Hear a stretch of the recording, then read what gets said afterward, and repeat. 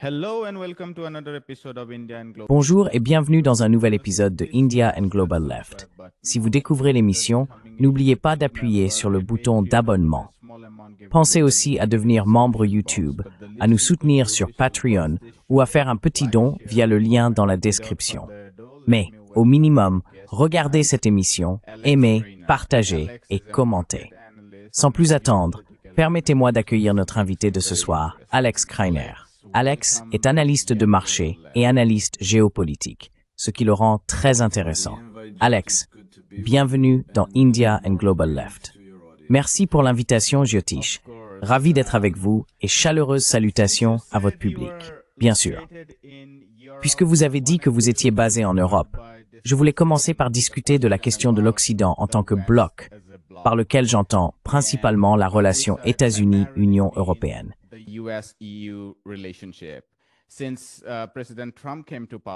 Depuis l'arrivée au pouvoir du président Trump, il y a eu, du moins, certaines spéculations sur l'avenir de l'Occident. Trois choses, à mon avis, se sont démarquées. La première était l'Ukraine, où il y a eu une brève période durant laquelle les États-Unis semblaient vouloir revoir l'ancien cadre de sécurité centré autour de l'OTAN, tandis que les Européens souhaitaient poursuivre avec ce même cadre. La deuxième concernait l'OTAN elle-même. Qui devait la subventionner, combien devait-on y consacrer? Et la troisième portait sur les droits de douane et l'ensemble des négociations commerciales. Il me semble que dans ces trois domaines, du moins pour l'OTAN et les droits de douane, l'Europe s'est soumise de manière servile aux intérêts de Washington. Et en Ukraine, désormais, les États-Unis penchent vers le maintien de l'ancien cadre. Quel est votre avis, ou comment analysez-vous l'avenir de cet Occident collectif?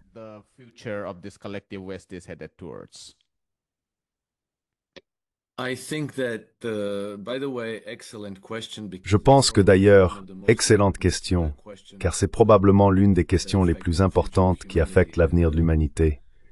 Les accords commerciaux, les accords géopolitiques, l'architecture sécuritaire du monde. Je pense que les relations entre les États-Unis et l'Europe sont actuellement en train de subir une refonte à grande échelle. Pendant longtemps, de nombreuses questions ont mûri de l'autre côté de l'Atlantique, aux États-Unis, sur la nature de cette relation. Et je pense qu'une part significative de l'establishment politique américain ne voyait pas cette relation d'un bon œil. C'est-à-dire que, vous savez, on demandait aux États-Unis de faire tout le sale boulot et de porter les plus lourdes charges, tandis que les bénéfices de ce système néocolonialiste revenaient principalement aux nations européennes, principalement la Grande-Bretagne et la France, les anciennes puissances coloniales.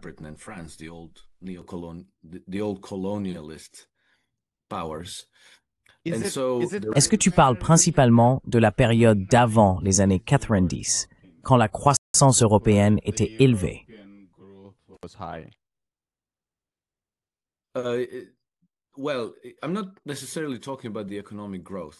Eh bien, je ne parle pas nécessairement de croissance économique. Je parle des avantages réels d'une relation néocolonialiste pour le reste du monde. Disons, le contrôle des ressources et les bénéfices financiers qui revenaient principalement à Londres et à Paris, puis aussi aux États-Unis.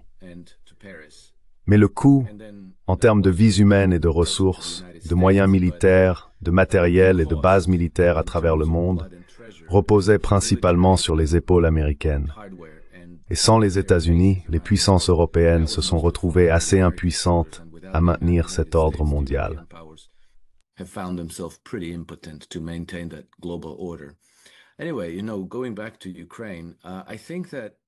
Quoi qu'il en soit, pour revenir à l'Ukraine, je pense que ce que nous voyons, c'est que les États-Unis reviennent en arrière par rapport à un rôle plus constructif qui avait brièvement émergé après l'élection de Donald Trump pour à nouveau s'opposer à la Russie et soutenir l'Ukraine. Je pense que c'est une illusion créée pour l'opinion publique, et je pense qu'il y a plusieurs raisons à cette illusion. Notamment, les Européens se sont révélés totalement incapables de mener cette guerre, même s'ils sont désespérés de la prolonger et de la poursuivre. Ils sont donc désespérés d'appeler les États-Unis à reprendre l'effort, à revenir dans le giron des puissances occidentales et à affronter la Russie.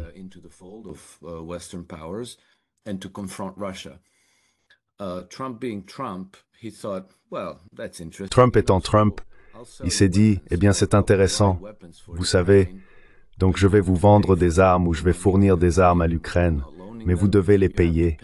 Nous ne les donnons plus gratuitement, nous ne les prêtons plus, vous devez payer. Et il a fixé son prix. Ainsi, nous avons ces accords d'armement très importants qui ont été conclus entre les États-Unis et l'Europe et qui sont bénéfiques pour les États-Unis. Mais vous voyez, l'élément clé dans tout cela, c'est la garantie de sécurité pour le gouvernement à Kiev, plus précisément pour un gouvernement aligné sur l'Occident à Kiev. C'est, vous savez, dès que Donald Trump... Non, même avant que Donald Trump ne soit élu, c'est ce que les puissances européennes voulaient désespérément.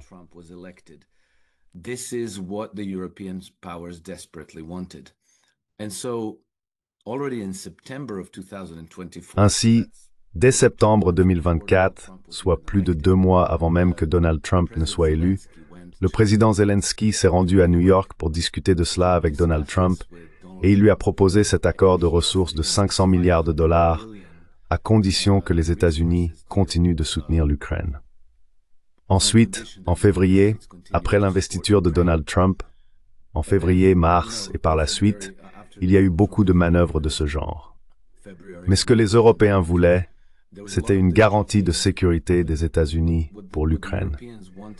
Et si Donald Trump avait accepté cela, la prochaine étape aurait été que les Français et les Britanniques envoient un contingent de troupes sur le terrain en Ukraine, qu'ils ont d'abord appelé troupes de maintien de la paix, puis troupes de réassurance.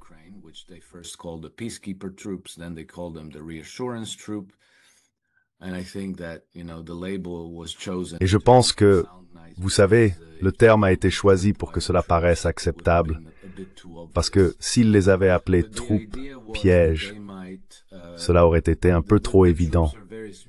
Mais l'idée était que les troupes seraient en très petit nombre. Ils rêvaient de 20 000 à 30 000 soldats, mais même cela était trop. Je pense que s'ils avaient réussi à rassembler 10 000 soldats, cela aurait déjà dépassé ce qu'ils pouvaient réellement faire.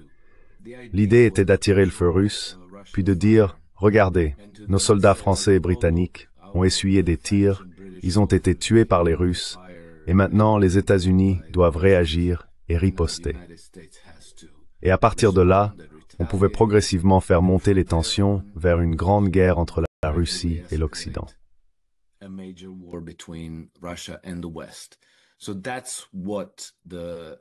Voilà ce que les Britanniques et les Français voulaient accomplir. Trump a dit non. Et donc, tous ces accords ultérieurs, où Trump fait semblant d'être très agacé par Vladimir Poutine, puis il dit « D'accord, d'accord, je vais vous envoyer beaucoup d'armes. Je vais vendre toutes ces armes. » Vous savez, ces livraisons d'armes suivent un calendrier assez flou. Ils vont trouver une batterie de missiles patriotes qu'ils livreront à l'Ukraine quand ils le pourront. Ils en livreront d'autres quand ils en construiront, et davantage de missiles intercepteurs quand ils seront disponibles. Mais on parle tous de 2026, 2027, 2028, et ainsi de suite. Pendant ce temps, les Américains exigent un paiement immédiat, à court terme.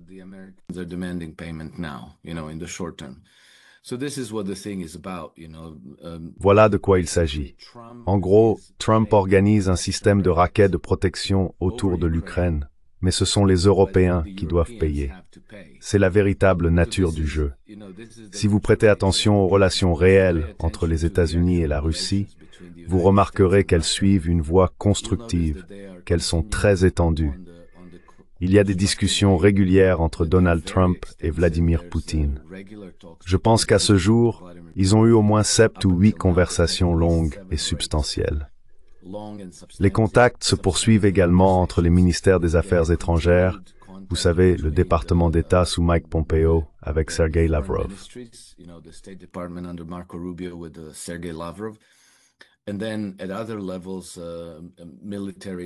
Et puis à d'autres niveaux, militaire, renseignement, commerce. Marco Rubio a même un peu vendu la mèche en laissant entendre qu'il y avait eu des discussions secrètes. Je vous assure, ce qu'il révèle dans les communiqués de presse et les déclarations publiques, c'est pour la consommation du public. Donc ils disent « Oh, nous essayons de forcer la Russie à accepter un cessez-le-feu parce que cela serait acceptable pour la classe politique occidentale. Disons, voir les États-Unis comme essayant encore d'obliger la Russie à accepter une sorte de paix favorable à l'Ukraine. Mais je pense que ces discussions sont bien plus vastes et qu'elles vont bien au-delà de la seule question de l'Ukraine.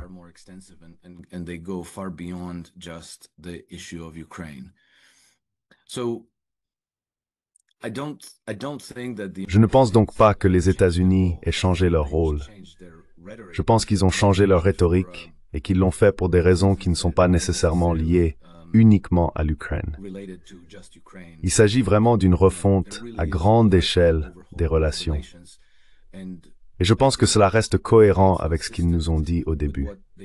C'est-à-dire, vous savez, déjà en janvier, Marco Rubio a témoigné devant le Sénat américain en disant que l'administration considère que l'ordre mondial d'après-guerre est plus qu'obsolète et qu'ils estiment que cet ordre a été instrumentalisé contre les États-Unis et que la nouvelle réalité, ce sont les intégrations multipolaires.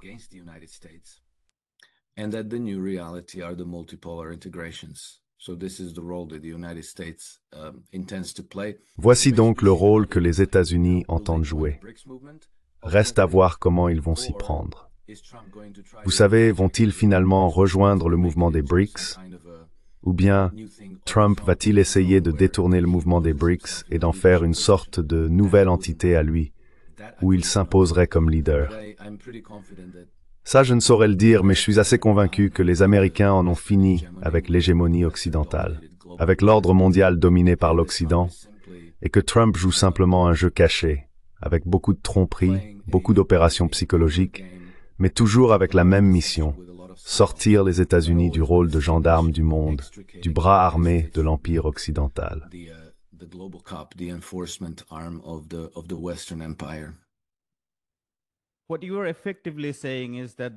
Ce que vous dites en réalité, c'est que les États-Unis se sont détournés de l'Eurasie en ce qui concerne la localisation de leurs intérêts sécuritaires fondamentaux pour se concentrer, évidemment, ça va sans dire, sur le Pacifique.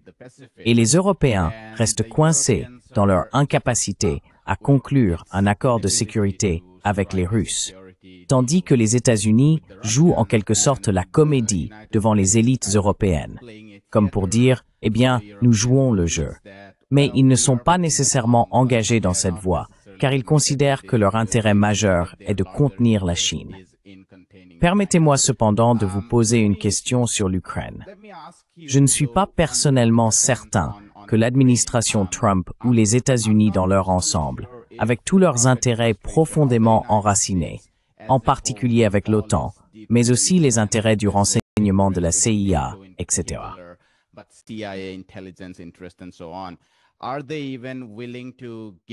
Sont-ils vraiment prêts à abandonner leur intérêt pour l'Eurasie aussi facilement? Et je pose la question parce que l'un des points de blocage dans toute cette affaire, que les médias occidentaux ont constamment passé sous silence, c'est que la Russie affirme vouloir un accord de sécurité global, ce qui implique bien sûr le sort de l'OTAN, sa contraction, voire son démantèlement, mais au moins une contraction, ainsi que la nature de l'administration à Kiev. Mais ce que l'administration Trump semble faire, du moins pour l'opinion publique, c'est de parler d'un cessez-le-feu immédiat. Pensez-vous que l'administration Trump soit prête ou serait capable de surmonter tous ses intérêts nationaux pour abandonner son intérêt pour l'Eurasie aussi facilement?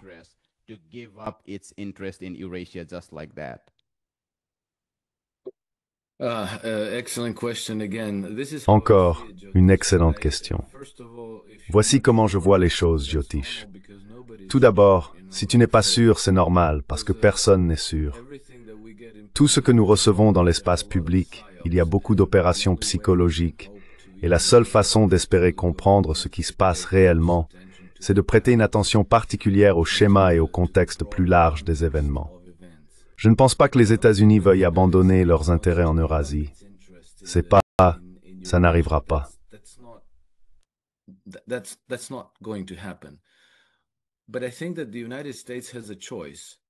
Mais je pense que les États-Unis ont le choix entre être le gendarme du monde, vous savez, être l'hégémon qui impose son modèle de gouvernance par la force des armes, en maintenant des centaines et des centaines de bases militaires partout dans le monde, et en traitant constamment avec les autres gouvernements à coups d'ultimatums et de menaces, en leur disant « vous allez faire ce que nous disons sinon ». Et ensuite, ils sont obligés de mettre leurs menaces à exécution pour que tout le monde voit qu'ils sont sérieux. C'est une approche. L'autre approche consiste à être l'invité poli au banquet mondial, ce qui va impliquer une transition très importante.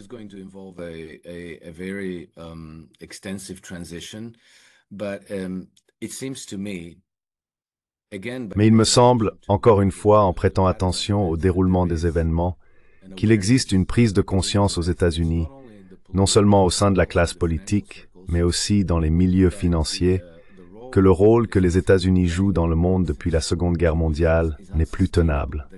Autrement dit, l'analyse coût-bénéfice ne tient tout simplement plus. Maintenir toutes ces bases militaires, être constamment en guerre, entretenir de mauvaises relations avec pratiquement le reste du monde, cela ne fonctionne plus. Vous savez, jusqu'au moment où les États-Unis bénéficiaient d'une certaine domination militaire, notamment en matière de technologie militaire, qui leur permettait d'intimider tout le monde pour imposer un ordre mondial centré sur les États-Unis, cette époque est révolue.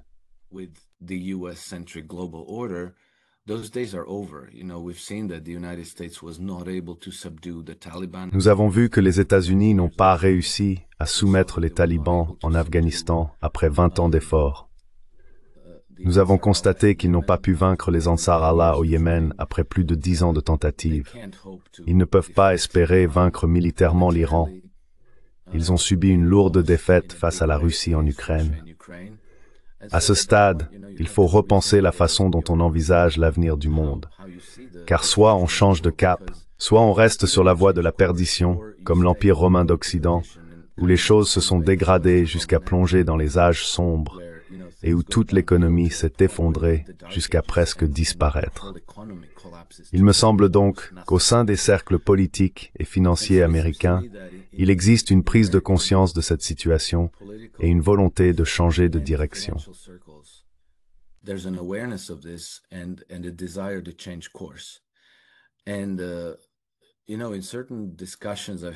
Et dans certaines discussions que j'ai eues avec d'autres analystes, nous avons constaté qu'il existe une approche différente de la politique étrangère, même parmi les très grandes banques américaines. On trouve des banques comme Bank of America et Citigroup qui restent encore très attachées à cette approche néocolonialiste et globaliste d'après la Seconde Guerre mondiale. Et puis il y en a d'autres, comme JP Morgan, qui jouent une toute autre partition. Je pense que c'est une prise de conscience importante. Certaines banques européennes qui figurent également sur la liste des établissements trop grands pour faire faillite, comment les appelle-t-on? Les banques d'importance systémique mondiale, comme les répertorie la Banque des règlements internationaux, sont elles aussi très favorables à l'intégration multipolaire. They are also very much in favor of multipolar integration. Some of them, not all of them, but some of them are. So, certains d'entre eux, pas tous, mais certains, le sont. Donc vous voyez, il y a une divergence même parmi les élites financières en Occident quant à la manière de procéder.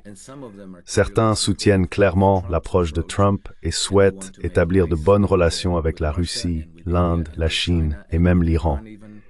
Ils veulent avancer sur une base différente, ce qui à mon avis est préférable pour toutes les parties concernées. Car l'alternative serait une guerre permanente et totale jusqu'à ce qu'un camp soit complètement anéanti, ce qui au final nous conduirait inévitablement à un échange nucléaire qui pourrait signifier la fin de cet endroit tel que nous le connaissons.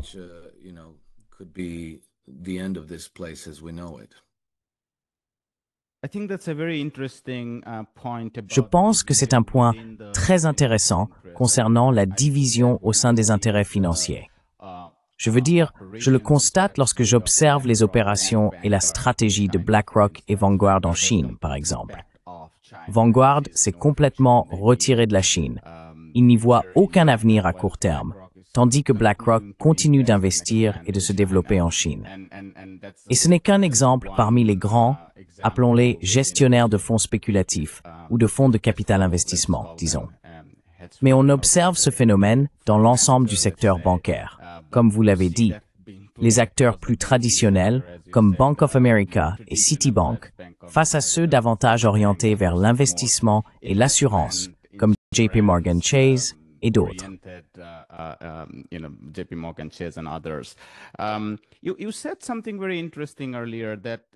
Vous avez dit quelque chose de très intéressant tout à l'heure, que la mentalité servile de l'Europe ou des élites européennes envers les Américains découle de ces arrangements sécuritaires, où les États-Unis feraient le sale boulot d'un côté et où l'intérêt financier et économique constitue l'autre pilier. Les marchés de capitaux londoniens étant tellement liés au système financier transatlantique, duquel beaucoup aimeraient diverger, comme vous le dites. De plus, le marché interbancaire européen est à nouveau lié au système bancaire américain, tout le marché des pensions, etc., qui a finalement explosé en 2008. Mais je ne pense pas que ces cadres aient changé. Au final, c'est le système du dollar. Je pense que je voudrais vous interroger sur la Chine elle-même, car je pense que c'est un lien de connexion très important ici.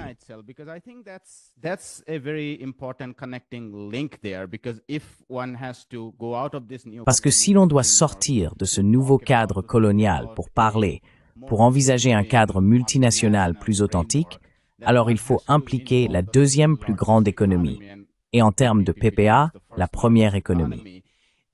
Et l'Europe semble très confuse dans son approche vis-à-vis de la Chine. D'un côté, elle affirme vouloir approfondir sa relation avec la Chine afin de rééquilibrer face à un Washington jugé peu fiable. De l'autre, elle continue de répéter ce qui vient de Washington, c'est-à-dire suivre la logique de la limitation de la Chine, de la restriction technologique, et ainsi de suite. Avez-vous le sentiment que l'Europe se comprend elle-même en ce qui concerne sa relation avec la Chine?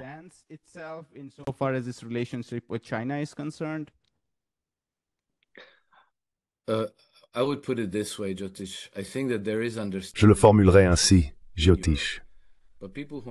Je pense qu'il y a une compréhension de ces enjeux en Europe, mais les personnes qui comprennent ne sont pas nécessairement à des postes de direction. Je pense que les dirigeants européens sont perdus, désorientés et incohérents parce qu'ils ont tout misé sur le projet Ukraine. Et la raison pour laquelle ils ont tout misé sur le projet Ukraine, c'est que c'est probablement le projet néocolonialiste le plus important des élites occidentales.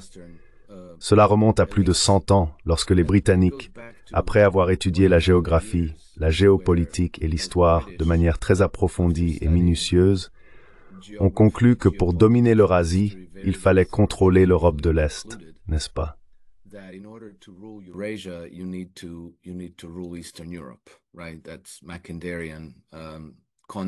C'est un concept mackindérien. Néanmoins, ils y croient toujours fermement. Ils se préparent donc depuis très très longtemps à faire tomber la Russie en utilisant l'Ukraine comme proxy. Cela n'a pas fonctionné. Ils sont donc en échec et ils comprennent que s'ils perdent en Ukraine, c'est pratiquement la fin du jeu. Nous avons de nombreux témoignages enregistrés de personnes comme Boris Johnson et le président Morawiecki de Pologne, qui ont déclaré que si nous perdons en Ukraine, nous perdons l'hégémonie occidentale pour des générations, potentiellement. Ils ne peuvent donc pas vraiment abandonner ce projet. En même temps, ils comprennent que la Chine est extrêmement importante en tant que marché pour des raisons économiques et financières.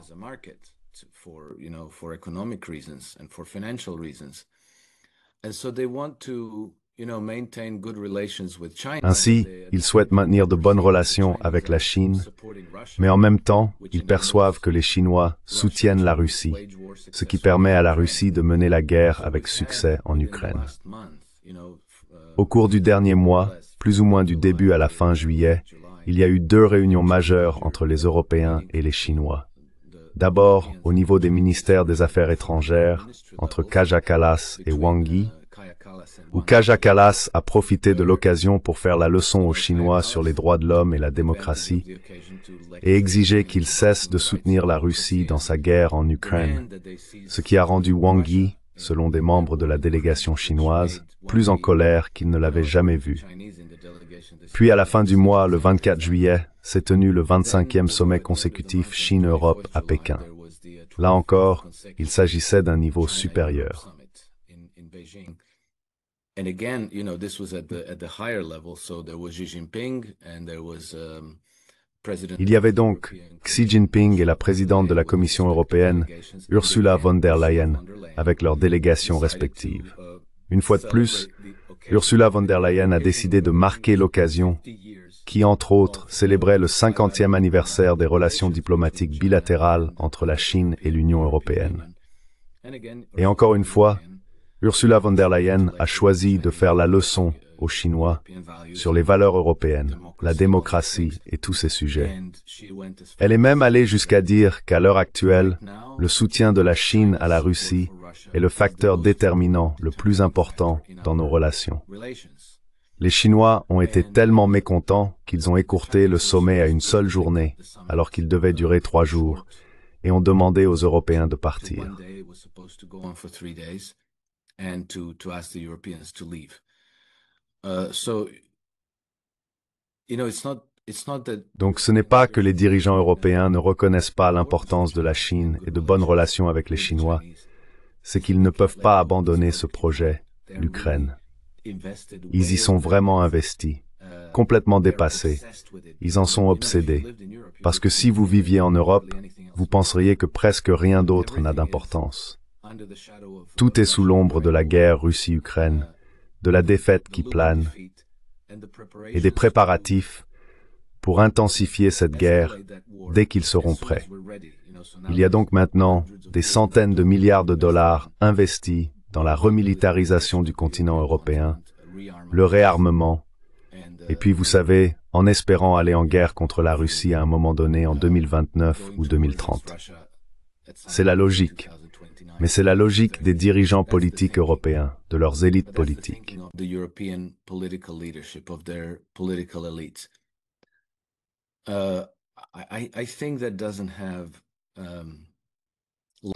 Je pense que cela n'aura pas une longue durée de vie, car c'est complètement en décalage avec ce que pense la grande majorité des Européens ordinaires.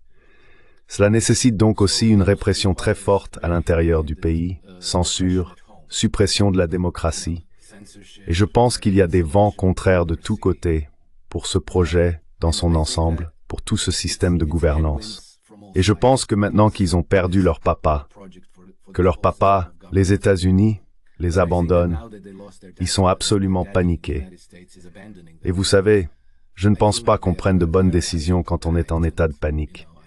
Et je pense que l'ensemble du projet européen a maintenant de très fortes chances de se désintégrer dans les prochaines années.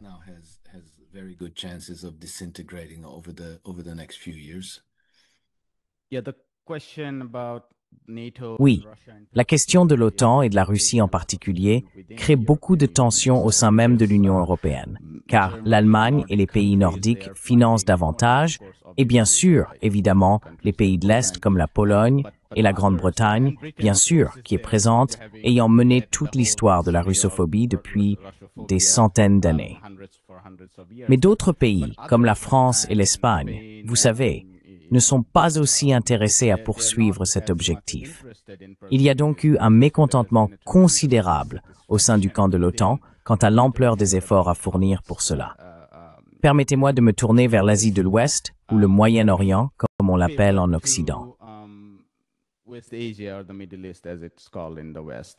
I wanted to ask you about Iran in the context. Je voulais vous interroger sur l'Iran dans le contexte de la signification de cette brève guerre pour l'Iran dans la géopolitique plus large, car il y a eu un moment, notamment après l'effondrement du gouvernement Assad en Syrie, où l'Occident avait une influence énorme dans la région.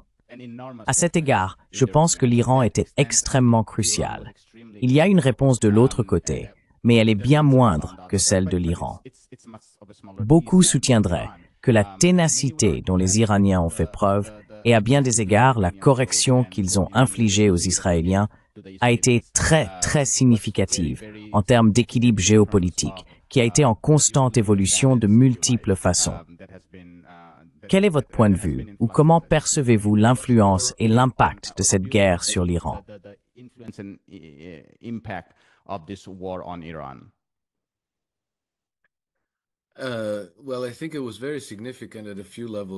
bien, je pense que cela a été très significatif à plusieurs niveaux. L'un d'eux est ce que j'appellerais une défaite stratégique d'Israël, car Israël n'a pas été capable d'arrêter les attaques de missiles iraniennes. Les missiles iraniens se sont révélés d'une précision extraordinaire et d'une efficacité extrême.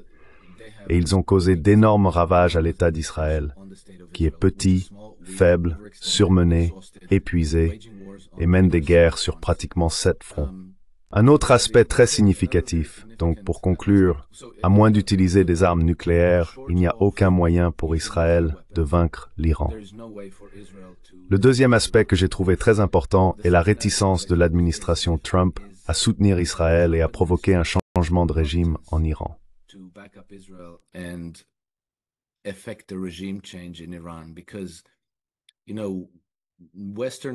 Parce que, vous savez, les médias occidentaux parlent beaucoup du programme nucléaire iranien. Et l'axiome tacite, c'est que les Iraniens ne doivent pas être autorisés à posséder une arme nucléaire. Pourquoi cela n'est-il jamais remis en question? Je l'ignore. Mais ce qui est évident pour ceux qui prêtent attention, c'est que si vous avez une arme nucléaire, vous avez la sécurité. Si vous n'en avez pas, vous ne l'avez pas. Et si vous avez besoin d'exemples, il y a la Corée du Nord d'un côté et la Libye de l'autre. Les Libyens ont abandonné leur programme nucléaire et ils ont été envahis par l'OTAN. La Corée du Nord n'a pas abandonné son programme nucléaire. Ils ont une arme nucléaire et on les laisse tranquilles.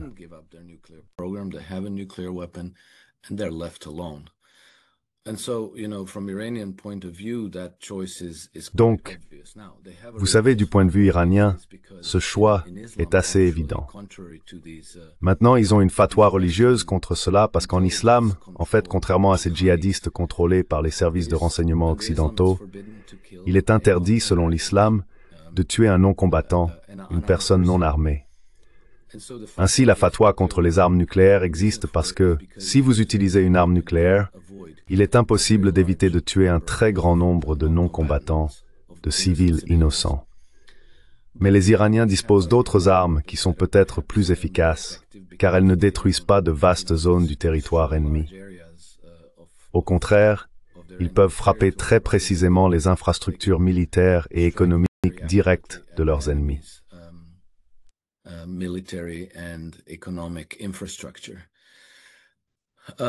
Trump, je pense, avait compris tout cela. Et lorsqu'il y a eu une montée vers cette attaque, j'ai pensé simplement en regardant l'équilibre stratégique des forces dans la région, qu'une attaque américaine contre l'Iran serait tellement idiote que soit elle n'aurait pas lieu, soit ce serait une sorte de démonstration de force télégraphiée, préarrangée, destinée au public, qui n'aboutirait à presque rien. Et je me suis dit que nous en aurions la certitude si la riposte iranienne était elle aussi préarrangée, chorégraphiée, une fausse riposte qui n'aboutirait à presque rien. Et c'est exactement ce qui s'est passé. Ensuite, Trump est sorti et a dit « Très bien, nous avons complètement… » Quel était le mot sur lequel il insistait?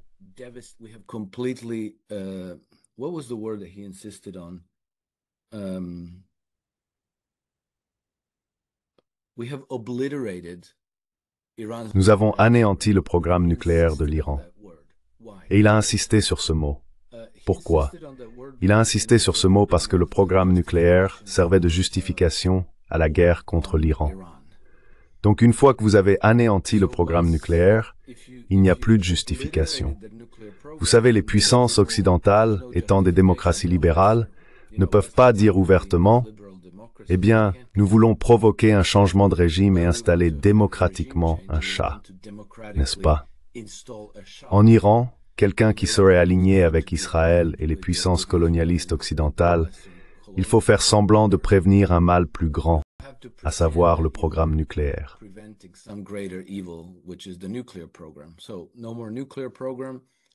Donc, plus de programmes nucléaires, plus de prétextes pour faire la guerre à l'Iran. Trump a même remercié publiquement les Iraniens de les avoir prévenus à l'avance de leurs attaques de représailles, ce qui a permis d'éviter toute victime du côté américain. Ensuite, il a voulu retourner en Iran avec des délégations américaines pour discuter de coopération économique et d'affaires. Vous savez, les Iraniens ont besoin de développer leur secteur pétrolier. Ils ont besoin de centrales nucléaires, et ainsi de suite. Et Trump était impatient de participer à ces affaires, car l'Iran est, contrairement à Israël, un pays très riche en ressources. Ouvrir l'Iran aux entreprises américaines serait très bénéfique pour les États-Unis. C'est pourquoi ils appréciaient le Shah, en se basant sur leur expérience passée. Eh bien, ils appréciaient le Shah, mais cela ne s'est pas très bien terminé. Et c'est, encore une fois, le modèle de gouvernance où l'on impose sa propre domination, où l'on impose ses propres dirigeants, et où il faut ensuite leur assurer une protection. Nous avons vu ce modèle échouer de façon très spectaculaire en Afghanistan, car en août, eh bien, ça fera bientôt 4 ans, en août 2021, les États-Unis ont finalement dû se retirer d'Afghanistan. Et leurs collaborateurs ont dû fuir l'Afghanistan vers, vous savez, les Émirats arabes unis, le Tadjikistan, le Turkménistan, à bord d'hélicoptères avec des palettes et des sacs de sport remplis d'argent liquide. C'était un signal très clair pour tout le monde et une reconnaissance que les États-Unis ne peuvent plus protéger leurs marionnettes. Ce modèle de gouvernance ne fonctionne donc plus. Et on a demandé à Trump s'il voulait un changement de régime en Iran. Et il a répondu « Non, je ne le veux pas ». Il a été explicite à ce sujet. C'est Israël qui veut un changement de régime. C'est aussi ce qu'a dit Michael Wolff, qui a écrit plusieurs livres sur Trump, presque un biographe. Trump ne veut pas de changement de régime en Iran.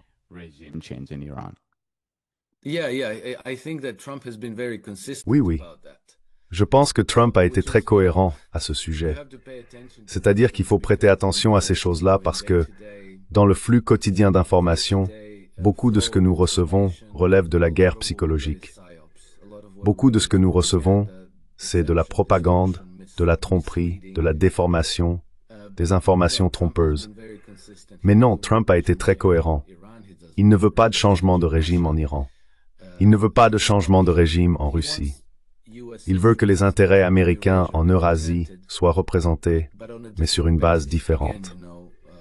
Encore une fois, peut-être qu'une bonne métaphore serait d'être un invité poli au banquet plutôt que le policier qui intimide tout le monde et les force à obéir.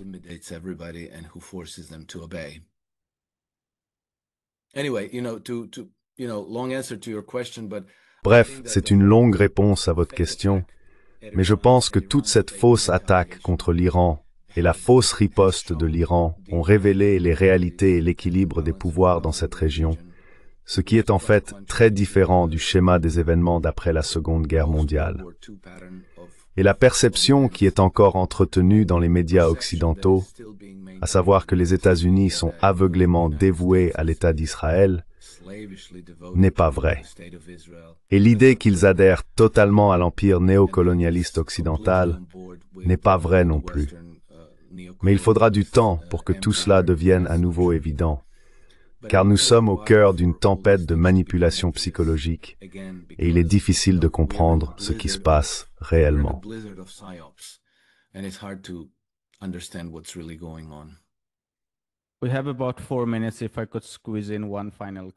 Nous avons environ 4 minutes, si je peux glisser une dernière question. Oui, absolument. Que pensez-vous? Pourquoi les États arabes n'ont-ils pas agi contre le génocide israélien en Palestine? Je pose cette question parce qu'ils ont un grand pouvoir de pression sur Washington. Je n'ai aucun doute qu'ils disposent d'une grande influence sur Washington. Est-ce la crainte d'Israël en matière de sécurité?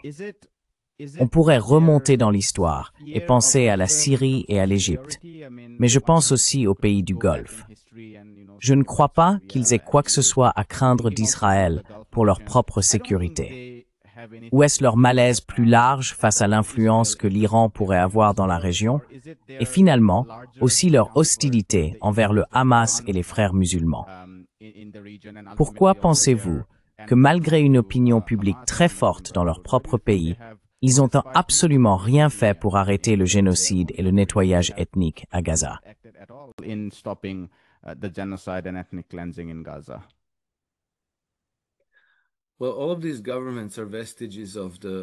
Eh bien, tous ces gouvernements sont des vestiges de la géopolitique britannique. Ils ont tous été mis en place comme dirigeants de substitution pour les intérêts occidentaux après la Seconde Guerre mondiale, et certains même avant. Ainsi, pendant des décennies, ils se sont rendus dépendants de l'Occident.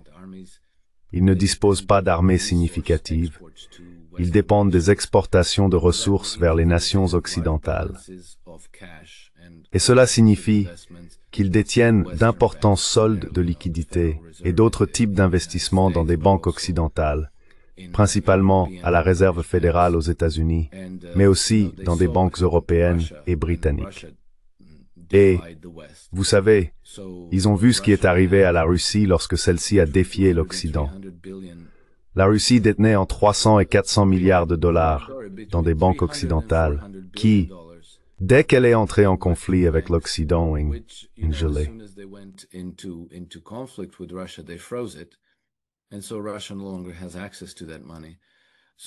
Ainsi, la Russie n'a plus accès à cet argent. Donc vous savez, les Émirats arabes unis, l'Arabie saoudite, Oman, le Qatar, etc., ils ont des centaines de milliards de dollars dans des banques occidentales. Ils ont donc une peur bleue de défier l'Occident, car ça pourrait leur arriver aussi. Vous savez, si l'Occident a osé faire cela à un pays doté de l'arme nucléaire, que serait-il capable de faire à ces petits États, essentiellement sans défense, qui en plus abritent des bases militaires américaines et britanniques partout?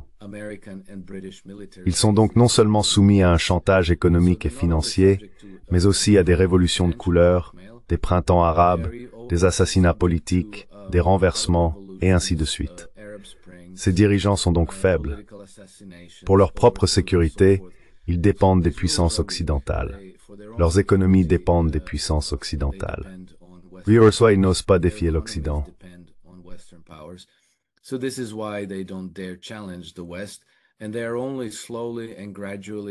Et ils ne se diversifient que lentement et progressivement de cette dépendance, en cherchant, vous savez, à se rapprocher de la Chine, de l'Inde et de la Russie. Et je pense que la paix entre l'Arabie saoudite et l'Iran a été une étape très très importante dans cette direction. Mais c'est un processus lent et progressif. Et ces pressions pour consolider l'hégémonie occidentale sur le Moyen-Orient sont désormais immédiates, elles sont aiguës. Et après avoir renversé le gouvernement de Bachar al-Assad en Syrie, la prochaine cible est l'Iran. Et nous savons aussi, d'après des sources israéliennes, qu'après l'Iran, ce sera le tour du Pakistan. Ils ne s'arrêtent pas. Leur vision de la paix consiste à semer la désolation partout et à rendre toute la région complètement dépendante de ces puissances néocoloniales. Principalement, on parle toujours de Londres et de Paris.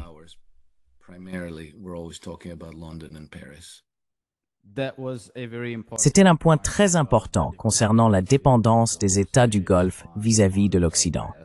Ils retirent également progressivement leurs réserves de pétrodollars et investissent davantage dans leurs projets nationaux.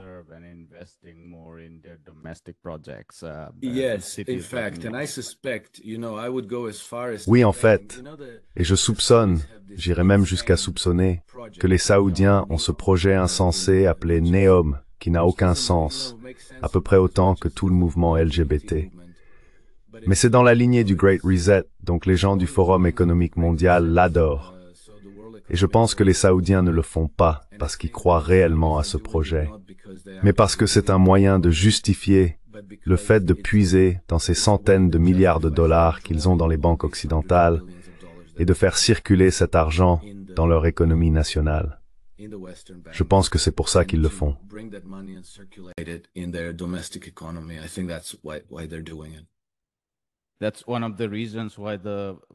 C'est l'une des raisons pour lesquelles la Réserve fédérale affirme, dans certains de ses documents internes ayant fuité, je ne sais pas si vous avez lu cette information rapportée par Bloomberg, que même si nous faisons baisser les taux d'intérêt à court terme, cela ne changera pas grand-chose, car le taux d'intérêt naturel à long terme augmente.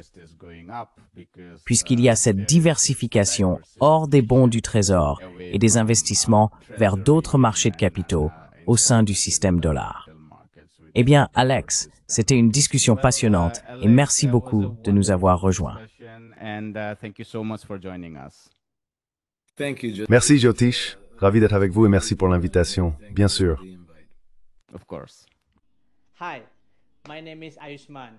Bonjour, je m'appelle Ayushman. Avec Jyotishman, nous avons lancé cette plateforme. Depuis 2 ans, nous essayons de créer du contenu pour les forces de gauche et progressistes. Jusqu'à présent, nous avons interviewé des économistes, des historiens, des commentateurs politiques et des militants. Si vous avez apprécié notre contenu jusqu'à présent et souhaitez que nous construisions une archive pour la gauche, j'ai 2 demandes à vous faire. Merci d'envisager de faire un don à cette cause. Le lien se trouve dans la description ci-dessous. Si vous ne pouvez pas le faire, ne soyez pas triste. Vous pouvez toujours aimer nos vidéos et les partager avec vos camarades. Enfin, n'oubliez pas d'appuyer sur le bouton d'abonnement.